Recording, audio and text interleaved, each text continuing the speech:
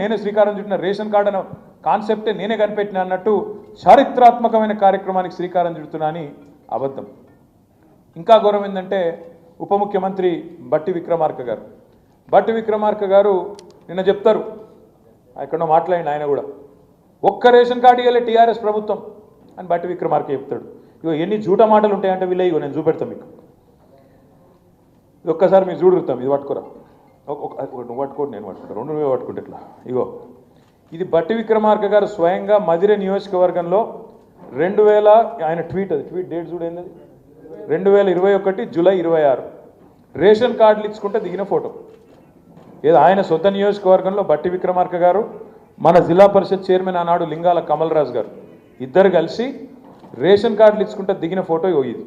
అబద్ధాలు ఎట్లా చెప్తారంటే ఇంత అన్యాయం ఇది జూలై 2021 జూలై 26 నాడు దిగిన ఫోటో. రేషన్ కార్డు ఇచ్చుకుంటా. ఒకటి రెండు కాదు, మన ప్రభుత్వం ఉన్నప్పుడు మనం ఇచ్చింది 6,50,000 రేషన్ కార్డు. కానీ మనం దాని ఏదో చారిత్రాత్మక కార్యక్రమం మనం అనుకోలేదు. ఇది రొటీన్ కార్యక్రమం కదా, పేదవాళ్ళకు సంబంధించిన కార్యక్రమం కదా, మీ సేవల దరఖాస్తు పెట్టుకుంటే ఆటోమేటిక్గా వచ్చేదే కదా, ఇందులో పెద్ద ముచ్చట్టున్నది అని చెప్పి మనం రేవంత్ రెడ్డి గారి లెక్క ప్రభుత్వ పైసలు దండగా పెట్టి పెద్ద పెద్ద సభలు పెట్టి నేను కొత్త చరిత్ర సృష్టిస్తున్నా అని చెప్పి మనం డైలాగులు కొట్టలే, సన్నాయి నొక్కలే, అబద్ధాలు ప్రచారం చేయలే.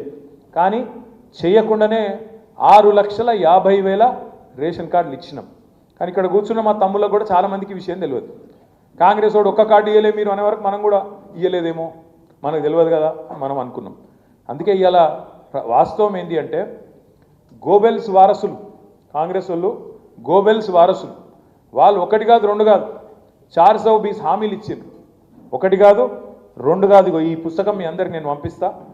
420 హామీలు కాంగ్రెస్ పార్టీ ఇచ్చిన 420 హామీలు ఇవి. మొత్తం ఇలా ఏమేమి నరికింది యాదుకుందా మీకు? డిక్లరేషన్లు అన్నారు. డిక్లరేషన్ అనేది చాలా పెద్ద మాట ఇంగ్లీష్లో. డిక్లరేషన్ అంటే చరిత్రలో చాలా చారిత్రాత్మకమైన నిర్ణయాలు తీసుకున్నప్పుడు గతంలో పెద్దలు మహానుభావులు వాళ్ళు డిక్లరేషన్లు ఇద్దరు.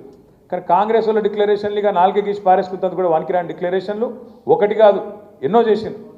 రైతు డిక్లరేషన్ అని చెప్పి రాహుల్ గాంధీ గారు వచ్చి వరంగల్లో చేసిండ్రు. ఎస్సీ డిక్లరేషన్ అని చెప్పి ఎస్సీ ఎస్టీ డిక్లరేషన్ అని చెప్పి చేవెళ్లలో మల్లికార్జున్ ఖార్గే గారు వచ్చి బీసీ డిక్లరేషన్ అని కామారెడ్డిలో సిద్ధరామయ్య గారు వచ్చి వారు, యువజన డిక్లరేషన్ విద్యార్థి డిక్లరేషన్ అని చెప్పి హైదరాబాద్లో ప్రియాంక గాంధీ గారు. ఇట్లా ఇక్కడున్న వాళ్ళని మార్కెట్లో నమ్మతలేరు, వీళ్ళని నమ్మే పరిస్థితి లేదని చెప్పి ఢిల్లీకి వెళ్ళి టూరిస్టులను తీసుకొచ్చి వాళ్ళని ఒక్కొక్కరిని ముంగటబెట్టి మేము ఒక మాట చెప్పినామంటే శివగామి లెక్క మా మాటనే శిలాశాసనం అని చెప్పి డైలాగులు కొట్టి డిక్లరేషన్ల పేరిట ఉదరగొట్టింది. డిక్లరేషన్లు అంటే కూడా ఎవరు నమ్మతలేడని చెప్పి ఇంకో దుకాణం చేసారు. బాండ్ పేపర్లు ఉంటాయి కదా, బాండ్ పేపర్లు మనం రిజిస్ట్రేషన్లు సేల్ డీడ్లు అవి రాసుకుంటాం కదా, అటువంటి బాండ్ పేపర్లు పట్టుకొని బాండ్ పేపర్ల మీద అఫిడవిట్లు తయారు చేసి ఇదే బట్టి విక్రమార్క గారు అఫిడవిట్ రాసి 100 రోజుల్లో 6 గ్యారంటీలు అమలు చేస్తామని చెప్పి ఆ అఫిడవిట్ మళ్ళీ దేవుని కాడ పెట్టి దేవుళ్ళ ముంగట పెట్టి దండం పెట్టి దేవుని మీద ప్రమాణం చేస్తున్నామని చెప్పి ఆ డ్రామా చేసిండ్రు.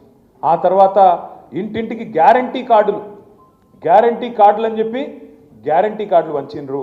మేనిఫెస్టో అభయహస్తం అనే మేనిఫెస్టోను ఒక 420 వాగ్దానాలు ఇచ్చి అవన్నీ కూడా ఇంటింటికి ప్రతి మనిషికి చేరేటట్టు విస్తృతంగా జోసెఫ్ గోబెల్స్కి వారసుల మాదిరిగా విస్తృతంగా అబద్ధాలు ప్రచారం చేసిండ్రు. అందుకే నేను చెప్పిన నిజం కడప దాటే లోపల అబద్ధం ఊరంతా తిరిగి వస్తుంది. మీకు యాదుకుండాలి, రాహుల్ గాంధీ గారు వచ్చిండ్రు హైదరాబాద్, అశోక్ నగర్ పోయిండు, ఆడ ఛాయ్ తాగిండు, ఛాయ్ హోటల్ కాడ ఛాయ్ తాగి అక్కడ తయారవుతున్న గ్రూప్స్కి తయారవుతున్న పిల్లలందరినీ పిలుచుకొని కేసీఆర్ గవర్నమెంట్లో ఉద్యోగాలు ఇయలే, భారతదేశంలో అత్యధికంగా ఉద్యోగాలు పిఎస్సి ద్వారా ఇతరత్ర కేసీఆర్ గారి ప్రభుత్వం ఇచ్చినా ఇయ్యలే, ఏం జరగలే అని చెప్పి దుష్ప్రచారం చేసి మేము వస్తున్నాం, మీరు 2 ఉద్యోగాలు ఊడగొట్టుండి, కేసీఆర్ ఉద్యోగం కేటీఆర్ ఉద్యోగం 2 ఉద్యోగాలు మీరు ఊడగొట్టండి, 2 లక్షల ఉద్యోగాలు నేను ఇప్పిస్తా మొదటి సంవత్సరంలో అని రాహుల్ గాంధీ గారు రేవంత్ రెడ్డి గారు అశోక్ నగర్లో వచ్చి ఇక్కడ పిల్లలకు వాగ్దానం చేయడం జరిగింది. మరి ఇలా 14-15 నెలలు అయిపోయింది. 100 రోజులు అన్నారు, 100 రోజులు కాదు, సరిగ్గా జూన్ 30 తారీఖు నాడు 420 రోజులు నిండుతుంది.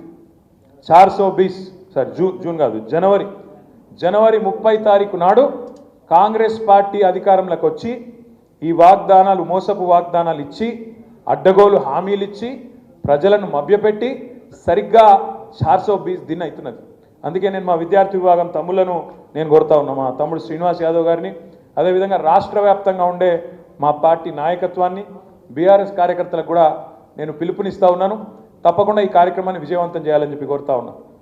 జనవరి 30 తారీఖు మహాత్మా గాంధీ ఆనాడు చంపబడ్డ రోజు, హత్య చేయబడ్డ రోజు, దివంగతుడైన రోజు మహాత్మా గాంధీ గారు.